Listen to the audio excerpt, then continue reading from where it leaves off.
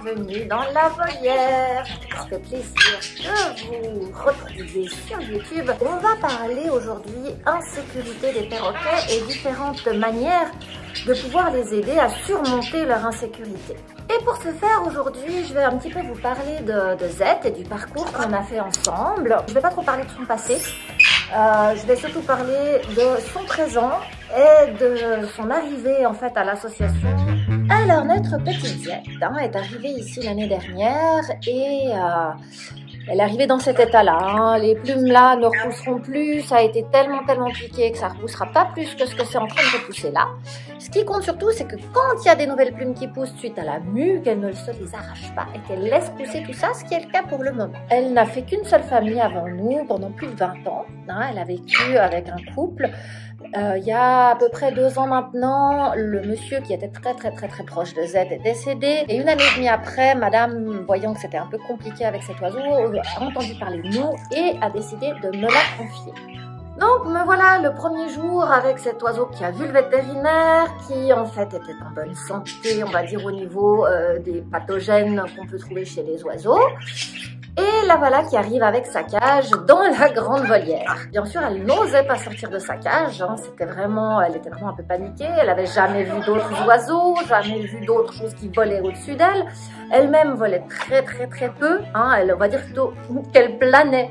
Ouais, faites comme si j'étais pas là surtout. Mais voilà, j'ouvre la cage et je la laisse un petit peu prendre la température de la volière, des autres oiseaux et tout ça. Et le soir, je fais le coucher des oiseaux. Donc pour le coucher des oiseaux, c'est une petite purée chaude que je fais à base de légumes, de fruits et puis d'autres petites graines type sésame ou autre.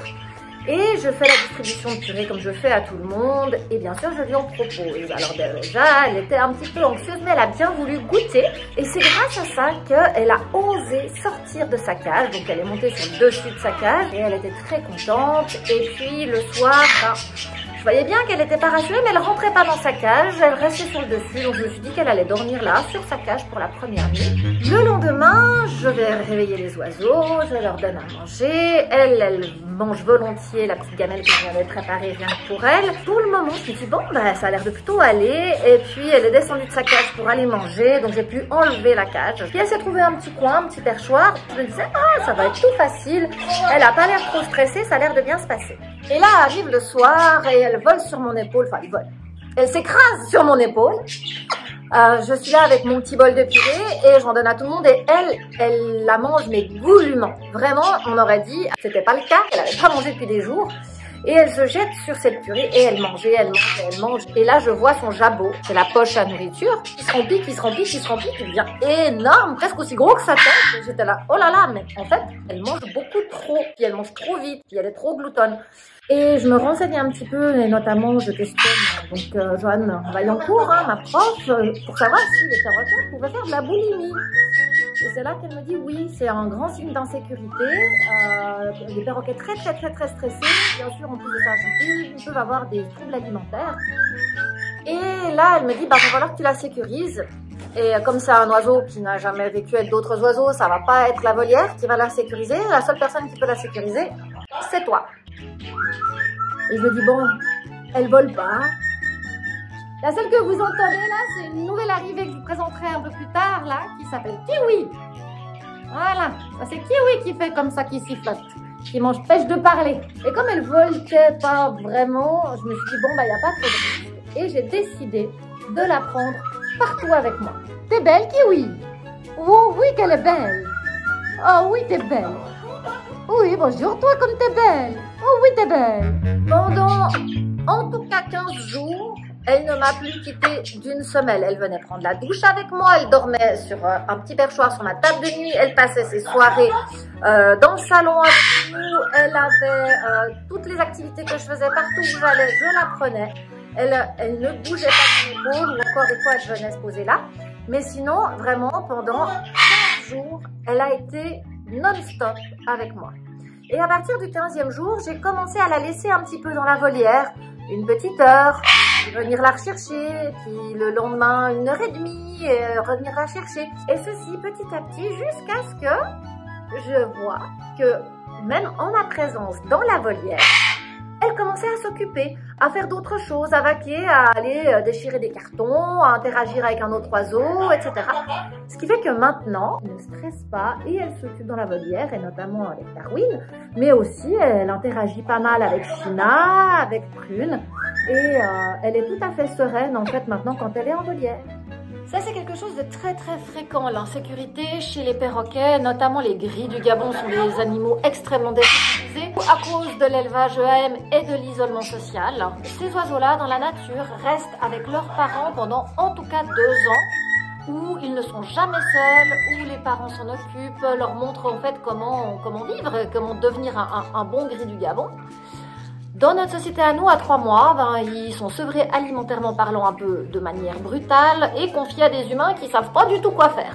Et souvent, ils sont tout seuls, ils n'ont pas de contact avec d'autres oiseaux, ils ont des petits espaces, voilà, toutes ces petites choses-là font que nous sommes, nous, humains, les seuls à pouvoir leur apporter ce sentiment-là quand ça arrive dans des circonstances comme est arrivé Z. Et donc, une fois que j'ai bien réussi à la rassurer, elle, à lui montrer qu'elle pouvait être en sécurité avec moi, il fallait bien sûr qu'elle apprenne qu'elle pouvait être en sécurité avec les autres perroquets et que le groupe de perroquets qui est ici soit sa référence sécuritaire. Passer du temps dans la volière, 1 heure par-ci, 1 heure par-là, une nuit, une matinée, une après-midi, pour vraiment qu'elle comprenne que les autres oiseaux étaient aussi des copains, que le fait d'être là dans la volière, c'était aussi sécurisant que d'être avec moi. Maintenant, elle préférera toujours être avec moi. En tant qu'oiseau élevé à la main, elle va toujours plus s'identifier à un humain qu'à un autre oiseau. Mais ça n'empêche que les deux là s'entendent très bien. Très souvent, les problèmes de comportement des oiseaux, que ce soit l'agressivité, que ce soit les cris, le piquage, sont une forme pour l'oiseau d'exprimer son sentiment d'insécurité. Et c'est là que le travail de l'humain est ultra important pour pouvoir sécuriser son oiseau. Alors après, il y a différentes méthodes. Pour Z, ça a été la présence. Pour d'autres, c'est la prévisibilité. Pour d'autres encore, ce seront les copains. Tout dépend du cas de l'oiseau. Et ça ne peut pas faire office de généralité. C'est pour ça qu'en règle générale, c'est important de pouvoir faire appel à un ou une professionnelle du comportement qui pourra vous aider et vous orienter pour trouver la meilleure manière selon votre oiseau et selon la relation que vous avez avec votre oiseau pour le sécuriser. Voilà, comme promis, je vous ai un petit peu raconté ce que j'ai fait comme travail avec Z, ce qui permet vraiment de parler de la sécurité chez le perroquet, qui est vraiment un des points les plus importants à combler. Pouvoir avoir des oiseaux bien dans leurs plumes. Un oiseau, c'est un animal qui est une proie et de ce fait, ils sont en insécurité permanente, en captivité. Dans la nature, c'est pas pareil, parce que dans la nature, un perroquet, dès le moment où il se sent en insécurité, il a déjà un groupe. Il a son groupe social avec lequel il a grandi, avec lequel ses parents l'ont élevé, avec lequel il s'est communiqué. Et il a aussi le vol et la fuite. Un perroquet en nature, dès le moment où il se sent pas à l'aise ou en insécurité ou qu'il a peur, il s'envole, il se met en hauteur, il se met là où il se sent bien. Donc ce sont des problèmes qui sont très peu courants en nature. C'est pour ça qu'en captivité, on doit faire très attention à faire en sorte que l'environnement de notre perroquet soit sécuritaire. Bon, voilà, j'espère que ça vous a plu. Là, on arrive pratiquement à la fin de la vidéo. Comme d'habitude, un petit pouce, un petit commentaire, un petit partage si vous trouvez que ça peut être utile à d'autres vidéos. Et donc, vous n'hésitez pas, c'est avec un grand plaisir toujours que je réponds à vos questions. Et si vous avez, vous, des questions spécifiques, autant sur l'insécurité que sur tout autre sujet, vous pouvez me les laisser en commentaire. Je suis en train de faire un petit histoire de déjà tout ce que vous m'avez laissé sur la dernière vidéo. Et je sens qu'on va avoir un petit peu de matière pour ces prochaines semaines. Sur ce, je vous fais de gros bisous. Prenez soin de vous et prenez soin d'eux.